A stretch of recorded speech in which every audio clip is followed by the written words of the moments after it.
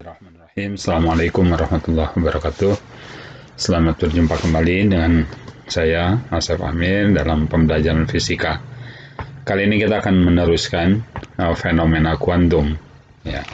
Yang akan kita bahas sekarang adalah tentang dualisme sifat gelombang dan partikel. Ya.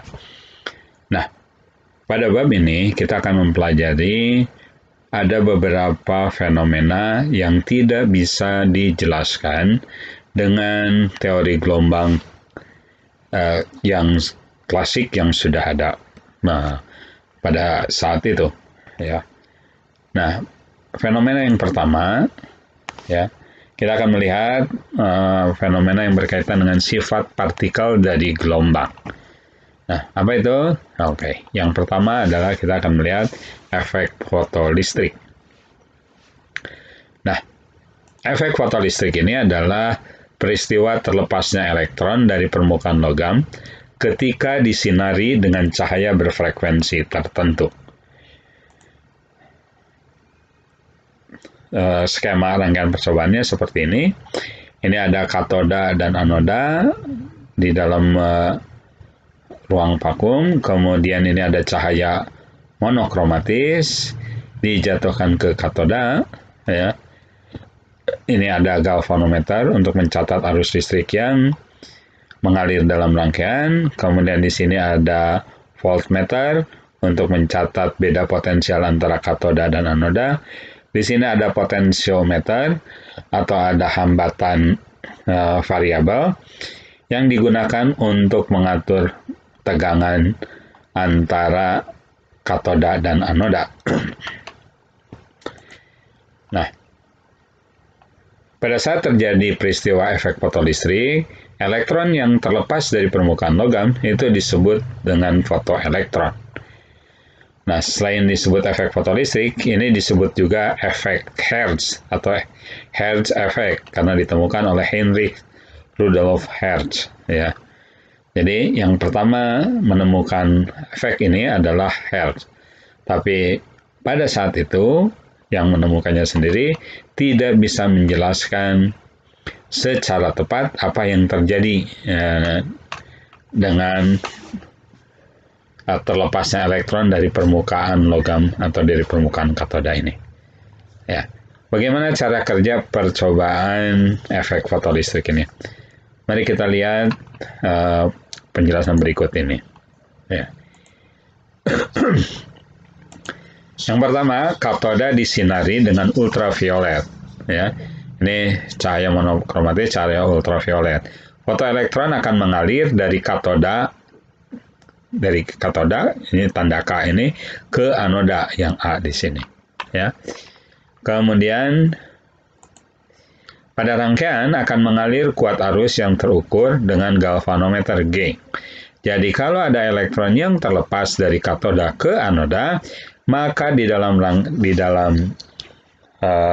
rangkaian ini akan mengalir kuat arus listrik dan itu akan tercatat pada galvanometer ini. Ya. Kemudian yang ketiga, semakin besar kuat arus yang terukur, jadi kalau G ini semakin besar penunjukannya, itu berarti semakin banyak fotoelektron yang terlepas dari permukaan katoda. Jadi semakin banyak elektron yang terlepas dari katoda ke anoda, maka akan tercatat lebih besar arus yang tercatat pada galvanometer ini. Kemudian yang keempat, energi kinetik fotoelektron sebanding dengan beda potensial V antara katoda dan anoda. Ya. Nah, ini kalau di sini tak ada beda potensial, kemudian di sini ada elektron yang lepas dari sini ke sini, maka energi kinetik maksimumnya itu kan sama dengan energi potensial listrik antara katoda dan yang berada di dalam ruang antara katoda dan anoda ini. Sehingga energi kinetik fotoelektron sebanding dengan beda potensial V antara katoda dan anoda. Nah, seiring dengan diperbesarnya beda potensial antara katoda dan anoda, jadi kalau di sini V-nya diperbesar dan menggeser-geserkan potensiometer ini, ya, maka ternyata ya, terjadi penurunan kuat arus listrik yang mengalir pada rangkaian, ya. Terjadi kuat arus listrik G di sini itu berkurang, ya. Nah, ini menunjukkan bahwa ketika beda potensialnya diperbesar, ini ada rintangan antara katoda dan anoda ini yang membuat si elektron ini tidak sampai ke anoda ini. Ya. Nah, berapa energi kinetik maksimumnya? Ya, energi kinetik maksimum itu adalah sama dengan energi potensial ketika si elektron ini tidak bisa lepas sama sekali, tidak bisa bergerak dari katoda ke anoda. Jadi pada saat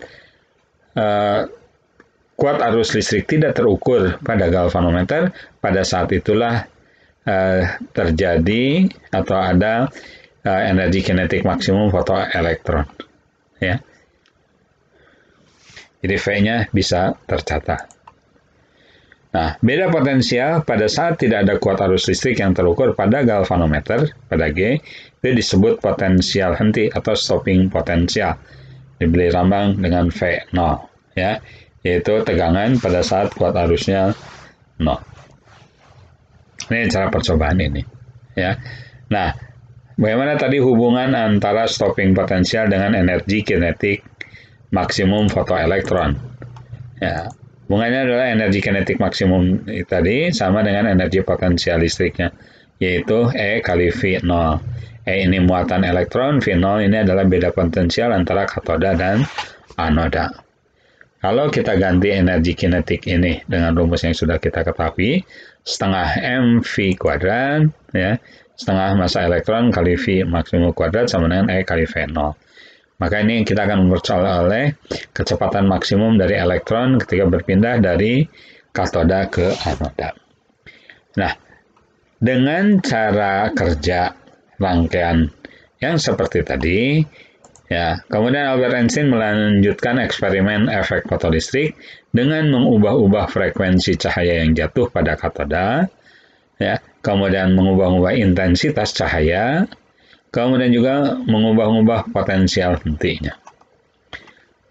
Nah, dari percobaan yang dilakukan, Albert Einstein memperoleh hasil pertama bahwa besar energi kinetik maksimum fotoelektron tidak bergantung kepada intensitas cahaya. Jadi, ketika mengubah-ubah potensial henti, itu ternyata nilainya tidak dipengaruhi oleh intensitas cahaya. Nah, intensitas cahaya hanya mempengaruhi banyaknya elektron yang terlepas. Atau, kalau di dalam eksperimen tadi, itu akan terlihat dengan tercatatnya kuat arus yang lebih besar pada galvanometer. Kalau kita lihat grafik antara V dengan I, itu seperti ini. Ya, untuk intensitas rendah, I-nya pada saat V0, ini sama dengan 0, I-nya. Ini kemudian V-nya bertambah, ya. Kemudian I-nya juga bertambah. Kemudian setiap jenis logam memerlukan cahaya dengan frekuensi minimum yang disebut dengan frekuensi ambang F0 tertentu agar peristiwa efek fotolistrik dapat berlangsung. Jadi kalau kita gambarkan begini, ini ada energi kinetik dari elektron itu, kemudian ini ada frekuensi cahaya. Ya. Nah, ternyata untuk masing-masing logam, misalnya cesium, natrium, kemudian ini ada kalium, itu F0-nya itu berbeda-beda. Ya, tapi kemiringan garisnya ini sama. Nah, elektron-elektron yang dilepaskan dari permukaan logam itu ternyata dilepaskan secara spontan dalam selang waktu kurang dari 10⁻⁹ sekon setelah penyinaran. Jadi hampir tanpa jeda, ya. Nah, kemudian yang keempat, teori gelombang tidak dapat menjelaskan penyebab naiknya energi kinetik maksimum fotoelektron ketika frekuensi cahaya yang menyinarinya bertambah. Jadi, ya, ini sebetulnya hal-hal yang tidak bisa diterangkan oleh teori gelombang yang sudah dikenal saat itu. Ya. Dan misalkan kita awali dari nomor 1 ini. Besar energi kinetik maksimum fotoelektron tidak bergantung pada intensitas cahaya. Menurut teori gelombang, kalau intensitas cahaya ditinggikan, maka berarti cahaya membawa energi yang lebih besar. Karena cahaya membawa energi yang lebih besar, maka harusnya energi itu bisa diubah, ya, ditransfer ke dalam fotoelektron itu menjadi energi kinetik yang jauh lebih besar. Tapi pada kenyataannya tidak seperti itu. Kemudian ini juga jadi pertanyaan, kenapa harus frekuensi yang menentukan bisa berlangsung atau tidaknya efek fotolistrik, bukannya intensitas cahaya. Ya. Kemudian yang nomor 3 juga, seharusnya kalau dengan menggunakan teori gelombang yang klasik yang saat itu sudah dikenal, maka akan dibutuhkan waktu pada saat cahaya itu, ya, berinteraksi dengan elektron, karena elektron harus menyerap energi dari cahaya, kemudian dipergunakan untuk melepaskan ikatan elektron dari permukaan logam itu. Ya. Kemudian juga ini kenapa frekuensi yang menyebabkan naiknya energi kinetik maksimum dari fotoelektron, bukannya intensitas cahaya. Ya. Nah, untuk menjelaskan hal ini, ya, kemudian Einstein mengajukan teori, dan inilah yang sebetulnya yang membuat Albert Einstein memperoleh hadiah Nobel. Ya, itu pertama, ini dengan teori kuantumnya, dengan teori fotonnya, cahaya berfrekuensi F diserap dalam bentuk paket-paket energi yang disebut foton. Setiap foton memiliki energi H kali F, jadi energi fotonnya adalah H kali F. Kemudian setiap foton hanya berinteraksi dengan satu elektron. Kemudian yang ketiga, seluruh energi foton diberikan kepada elektron yang berinteraksi dengannya. Ya. Kemudian energi foton yang diserap oleh elektron digunakan untuk melepaskan elektron dari permukaan logam. Nah, energi foton tadi yang dipakai untuk melepaskan elektron dari permukaan logam itu sebesar fungsi kerja logam, yaitu W. W sama dengan H kali F0. Nah, yang tadi kata Einstein, setiap logam itu memiliki frekuensi minimal untuk terjadinya efek fotolistrik atau frekuensi ambang, yaitu F0 ini. Nah, energi foton tersisa akan berubah menjadi energi kinetik fotoelektron. Ya, artinya yang HF ini akan berubah menjadi digunakan untuk melepaskan elektron dari permukaan logam, ya, yaitu untuk melawan fungsi kerjanya, kemudian sebagian berubah menjadi energi kinetik. Jadi HF itu sama dengan W ditambah EK. Jadi HF sama dengan HF0 ditambah EK, atau EK sama dengan HF minus HF0. Atau yang umum diketahui, itu EK sama dengan HF dikurangi W. Ya. Nah, satu hal lagi, ini satuan yang sering digunakan, satuan energi yang sering digunakan adalah elektron volt, yaitu satu elektron volt itu adalah energi potensial yang dimiliki oleh satu buah elektron yang berada dalam tegangan sebesar 1 volt. Satu elektron volt itu sama dengan 1,6 kali 10 pangkat minus 19 joule. Nah, dari persamaan efek fotolistrik ini tentu bisa dibuat grafik. Ya, kita akan lihat sekarang interpretasi grafik persamaan efek fotolistrik. Nah, persamaan efek fotolistrik itu EK sama dengan HF dikurangi W. Jadi EK ini sebagai fungsi dari F. Ya. Nah, ini grafik energi kinetik maksimum fotoelektron terhadap frekuensi cahaya. Jadi EK maksimumnya itu akan bertambah sejalan dengan bertambahnya frekuensi. Jadi semakin ke kanan, EK-nya akan semakin tinggi. Ya. Semakin rendah, kalau sampai F0, ya, maka EK-nya juga akan sama dengan 0. Nah, kita bagaimana menginterpretasikan grafik ini? Perhatikan ini. EK sama dengan, ya karena W ini H kali F0, maka EK sama dengan H kali F kurangi F0. Nah, pertama yang harus diperhatikan adalah nilai kemiringan garis atau kurva sama dengan nilai konstanta Planck, yaitu H. Ya, kalau dari sini berarti H itu sama dengan EK dibagi F per F0. Kemudian yang kedua, jika EK-nya sama dengan 0, ya, maka nilai frekuensi F menunjukkan nilai frekuensi ambang F0. Itu di sini. Ya, berarti F sama dengan W per H itu sama dengan F0. Ya, karena EK-nya 0, maka W-nya sama dengan H kali F. Maka F-nya sama dengan W per H. W per H itu sama dengan F0.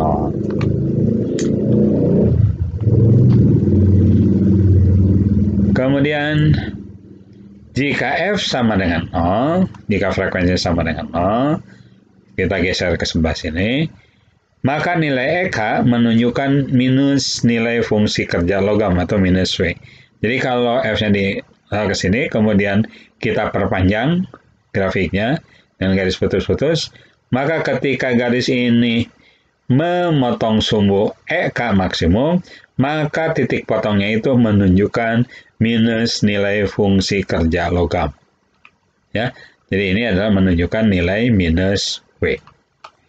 Itu adalah interpretasi grafik persamaan efek foto listrik. Sekarang mari kita lihat beberapa contoh soal. Ya.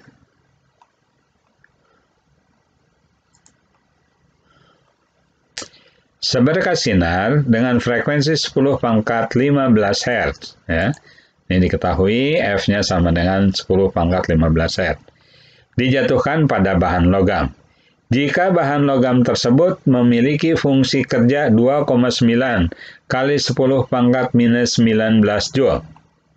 Berarti W-nya sama dengan 2,9 kali 10 pangkat minus 19 Joule. Tentukanlah, ya ini yang ditanyakan. Yang pertama A, frekuensi ambang logam tersebut. Berarti F0-nya berapa? B,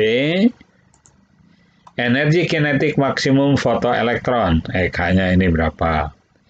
C, potensial henti elektron. V0-nya itu sama dengan berapa? Oke, bisa ditangkap ya? Ya, mari kita selesaikan soal ini satu persatu. Yang pertama, ini F0. F0 kita cari dari fungsi kerja, yaitu fungsi kerja sama dengan H kali F0. Maka F0-nya sama dengan W dibagi H. Kita masukkan angkanya, F0 sama dengan W-nya 2,9 kali 10 pangkat minus 19 dibagi 6,63 kali 10 pangkat minus 34. Sama dengan 4,37 kali 10 pangkat 14 Hz. Jadi frekuensi ambangnya adalah 4,37 kali 10 pangkat 14 Hz. Yang B, berapakah energi kinetik maksimumnya? EK maksimum itu sama dengan HF dikurangi W. Ya. Kita masukkan angkanya. EK maksimum sama dengan HF. H-nya 6,63 kali 10 pangkat minus 34 kali frekuensi 10 pangkat 15 dikurangi 2,9 kali 10 pangkat minus 19. Maka energi kinetik maksimumnya adalah 3,73 kali 10 pangkat minus 19 Joule. Yang C, berapakah potensial hentinya? V0 sama dengan energi kinetik maksimum dibagi dengan muatan elektron. Itu sama dengan 3,73 kali 10 pangkat minus 19 dibagi 1,6 kali 10 pangkat minus 19. Hasilnya 2,33 volt.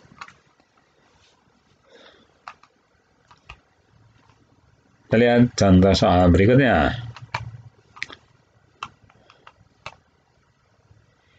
Frekuensi ambang suatu bahan 1,5 kali 10 pangkat 16 Hz. Jika bahan tersebut disinari dengan sinar yang memiliki frekuensi 2 kali 10 pangkat 16 Hz, tentukan besar energi kinetik elektron yang terlepas dari permukaan logam tersebut. Ya, diketahui F0-nya 1,5 kali 10 pangkat 16 Hz, F-nya 2 kali 10 pangkat 16 Hz. Yang ditanyakan berapakah energi kinetiknya? Jawab, EK sama dengan H kali F kurangi F0. K sama dengan 6,63 kali 10 pangkat minus 34 dikalikan 2 kurangi 1,5 10 kali 10 pangkat 16 Hz. Maka EK-nya sama dengan 3,315 kali 10 pangkat minus 18 Joule. Ya, ini 6,63 dikalikan 0,5, hasilnya sekian.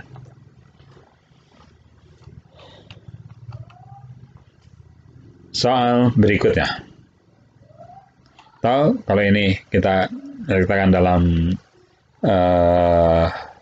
elektron volt dibagi dengan 1,6 kali 10 pangkat minus 19. Maka energi kinetiknya adalah 20,7 elektron volt. Kita lihat soal berikutnya. Kalium disinari dengan cahaya ultraviolet yang panjang gelombangnya 2500 angstrom. Diketahui lambdanya 2500 angstrom. 1 angstrom itu 10 pangkat minus 10 meter. Jadi 2500 angstrom sama dengan 2,5 kali 10 pangkat minus 7 meter. Jika fungsi kerja kalium 2,21 elektron volt, W sama dengan 2,21 elektron volt. Ini saya ubah dulu ke dalam Joule. 2,21 elektron volt sama dengan 2,21 kali 1,6 kali 10 pangkat minus 19. Hasilnya 3,356 kali 10 pangkat minus 19 Joule. Tentukanlah nilai potensial henti pada peristiwa efek fotolistrik tersebut. Ditanyakan V0-nya. Ya, kita jawab. Ini hubungan antara energi kinetik maksimum ya, jadi dengan V0. Jadi potensial henti kita cari dari hubungan antara energi kinetik maksimum dengan stopping potensial. Yaitu energi kinetik maksimum sama dengan muatan elektron kali potensial henti. Ya. Nah, energi kinetik maksimumnya kita cari dengan apa? Energi kinetik maksimumnya kita cari dengan persamaan efek fotolistrik. Km sama dengan HF dikurangi W.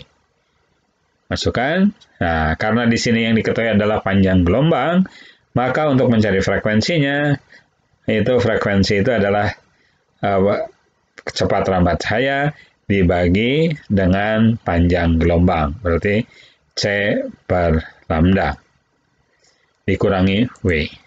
Masukkan nilainya 6,63 kali 10 pangkat minus 34 kali 3 kali 10 pangkat 8 dibagi 2,5 kali 10 pangkat minus 7 dikurangi W, kurangi 3,35 kali 10 pangkat minus 19. Hasilnya 4,6 kali 10 pangkat minus 19 Joule energi kinetiknya. Berapa stopping potensialnya? Stopping potensialnya energi kinetik maksimum dibagi muatan elektron.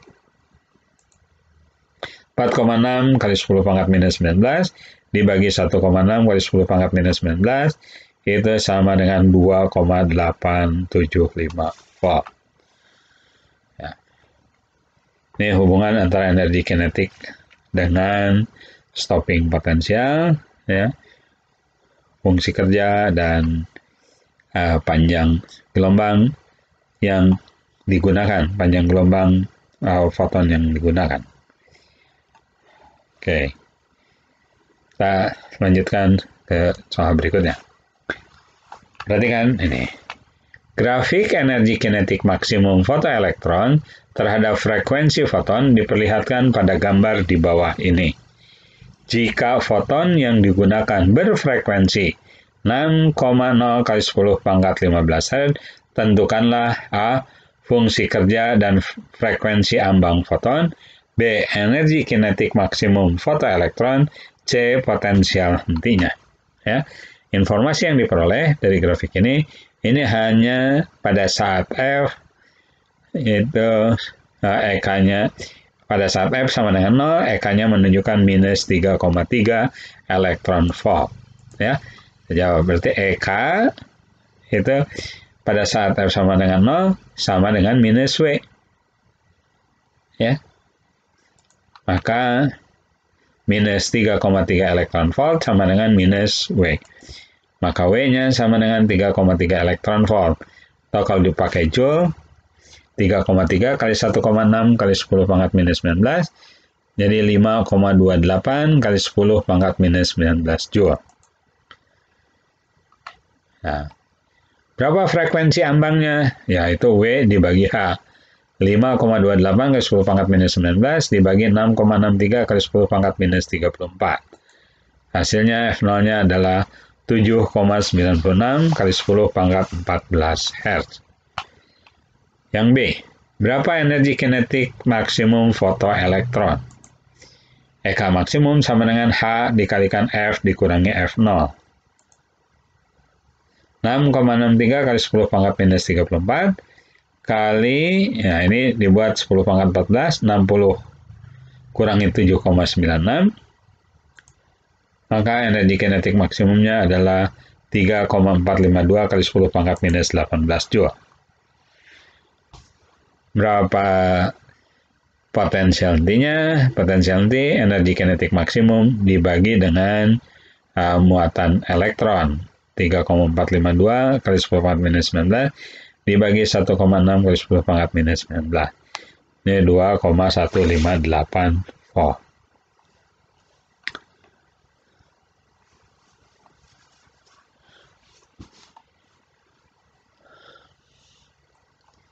Berikutnya, ya, ini adalah contoh soal untuk fenomena efek fotolistrik. Nah, sekarang kita lanjutkan pada fenomena kedua dari dualisme gelombang partikel, ya, fenomena yang menunjukkan sifat partikel dari gelombang, yaitu efek Compton. Apa yang dimaksud dengan efek Compton itu? Nah, efek Compton adalah peristiwa terhamburnya foton sinar X setelah menumbuk elektron bebas yang disertai dengan berkurangnya frekuensi foton yang terhambur. Ya. Jadi ini ada elektron diam, di sini ada foton sinar X. Kemudian foton sinar X menumbuk elektron diam. Sesudah penumbuk itu, fotonnya terhambur dengan sudut theta terhadap arah semula, dan elektronnya juga terhambur juga dengan sudut phi dari arah gerak foton semula. Ya.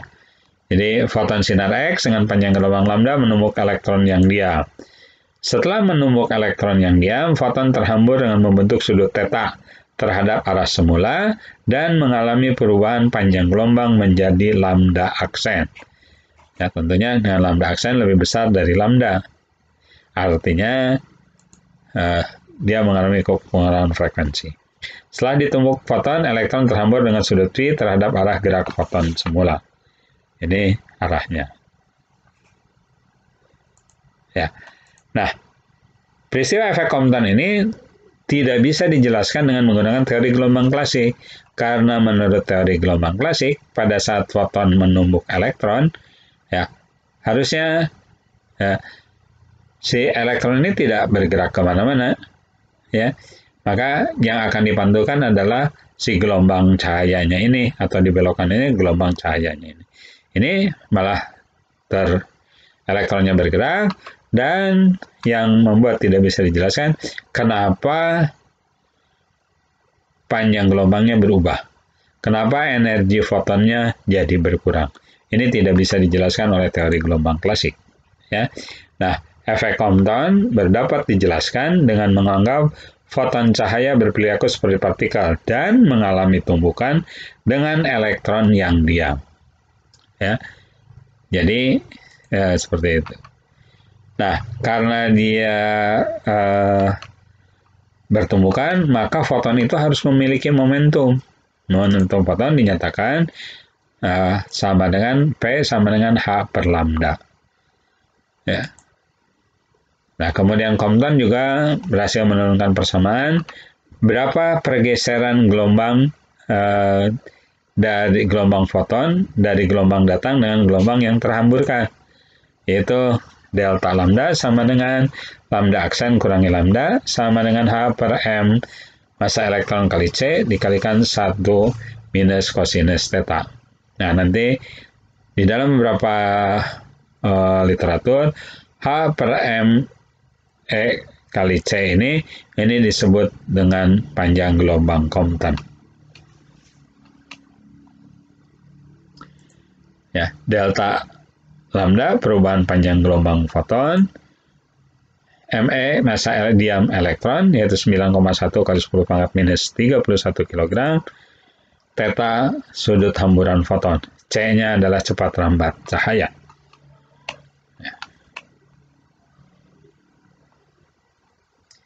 Oke, sekarang kita akan lihat contoh soalnya. Tentukan momentum foton yang panjang gelombangnya 600 nanometer.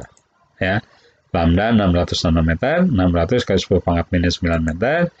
Ditanyakan berapa P-nya? Jawabnya P sama dengan H per lambda. P sama dengan 6,63 kali 10 pangkat minus 34. Bagi 600 kali 10 pangkat minus 9. Berarti P-nya sama dengan 1,11 kali 10 pangkat minus 27 Newton sekon. Ya.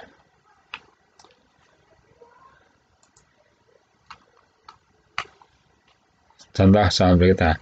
Berkas sinar X dengan panjang gelombang 0,010 angstrom disinarkan pada sebuah elektron bebas yang diam. Ternyata sinar X tersebut dihamburkan dengan sudut 60 derajat. Hitunglah perubahan panjang gelombang yang dialami oleh sinar X tersebut. Ya, lambdanya 0,010 angstrom atau 10 pangkat minus 12 meter. Tetanya 60 derajat. Ditanyakan berapa delta lambdanya. Ya, delta lambda sama dengan H per M massa elektron kali C kali 1 minus kosinus theta.